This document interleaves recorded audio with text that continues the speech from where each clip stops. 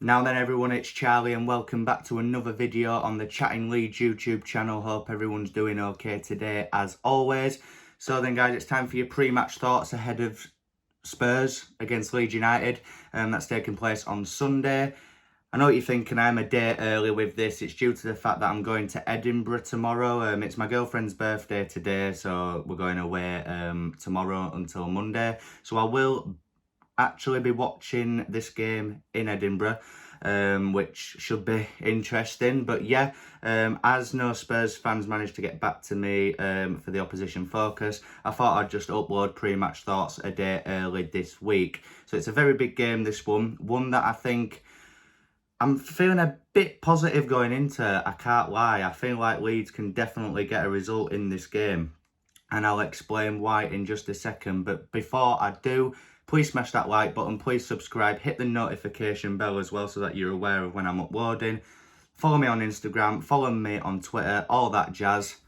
And yeah, let's get into it properly. So, Spurs versus Leeds. Now, if I was doing this video a few weeks back when they still had Nuno, I would definitely be more confident than what I am.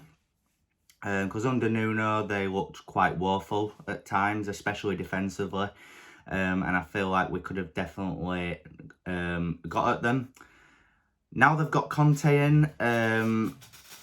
It's still early on, so they're not going to be completely changed at this minute. But I feel like long term, down the line this season, they could be a different animal completely. I feel like he'll set them up to be a lot tighter at the back.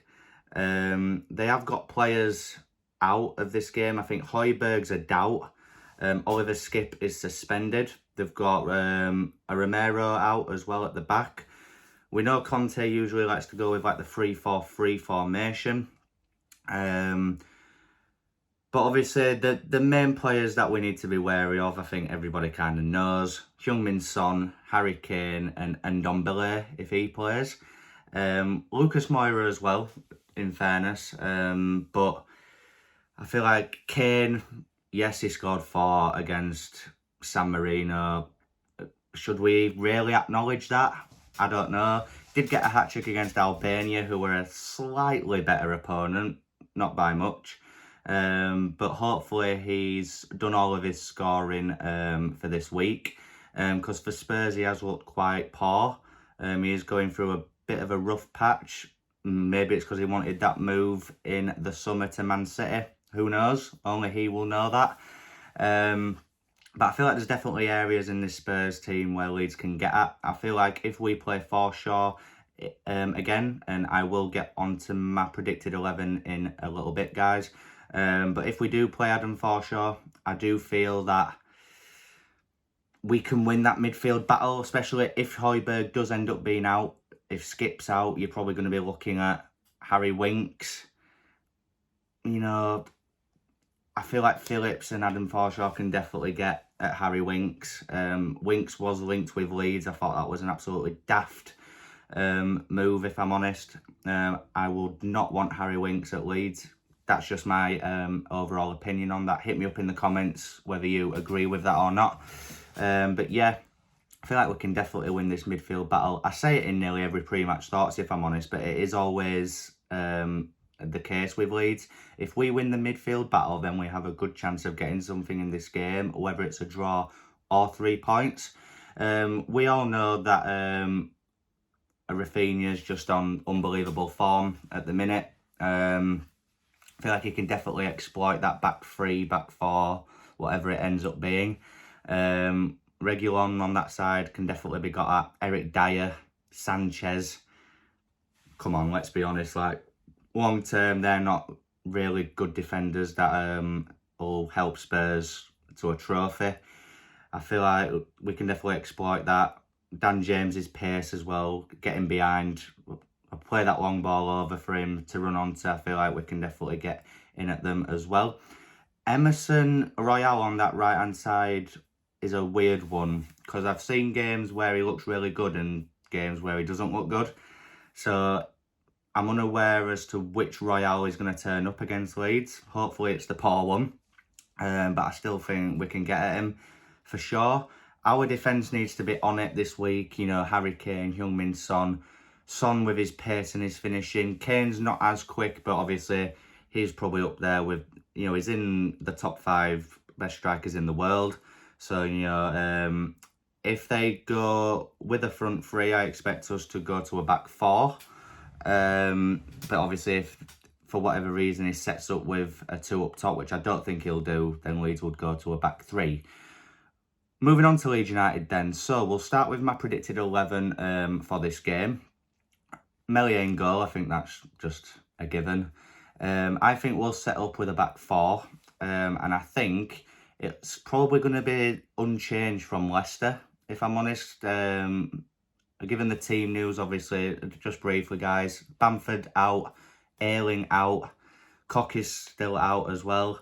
And yeah, Firpo and Shackleton need more game time under the belt before they come back. It might give them some game time in the under-23s. So yeah, let's get into the team then. So back 4, as I said, unchanged from Leicester. I expect Dallas at right back, Llorente, Cooper and Strauch. Phillips in the holding role. Then we'll go with probably Rafinha, Adam Forshaw, and Dan James with Harrison in behind Rodrigo, I feel. I think it'll just be the same lineup from Leicester, to be fair, guys. And to be, you know, it did do well against Leicester. Leicester, I think, are a better side than Tottenham. And we completely battered Leicester for, I'd say, 75, 80 minutes of that 90.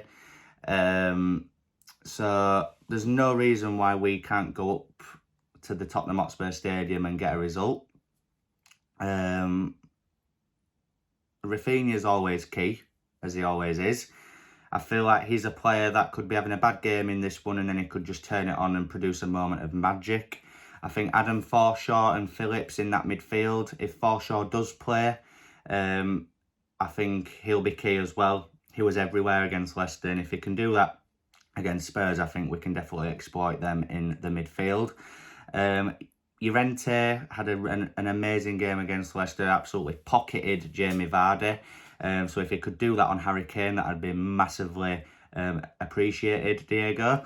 And Coops is playing okay of late, but he's still got a Cooper moment in him. He's still got a moment of just, you know, ludicrousy. Like, there's just times where I think you absolute liability. Don't get me wrong, I hope he does well in this game. But I think long term, if we want to move forward as a team, Cooper needs to be dropped and it needs to be Strauch and Llorente at centre-back for me. Strauch did amazingly well at left-back against Leicester. So I think more than likely he might have like a Brian Gill or Lucas Moira on that side. I feel like he can hold his own against either of them, if I'm honest with you. So yeah, look, this is going to be a tough test. Leeds never do well in London, but let's just hope, fingers crossed, that we can at least get a point in this game. I think that's very doable. Conte, all of his players, most of them have been away on international break, so he's not had the proper time to get into them and get his philosophy across. Hopefully Leeds can take advantage of that, because Everton got a 0-0 draw against them in his first game in charge, and Everton have been poor lately, so I think Leeds are more than capable of getting a result in this game. I'm going to go with a 1-1 score prediction. I'll go with Rodrigo to score in this game. So yeah, those are my overall thoughts ahead of Spurs against Leeds United, guys. Hit me up in the comments section with your thoughts and opinions as always. Smash that like button, please subscribe, hit the notification bell, follow me on socials, all that jazz, and I will see you in my post-match reaction, which will be on Monday night, guys. Thank you very much.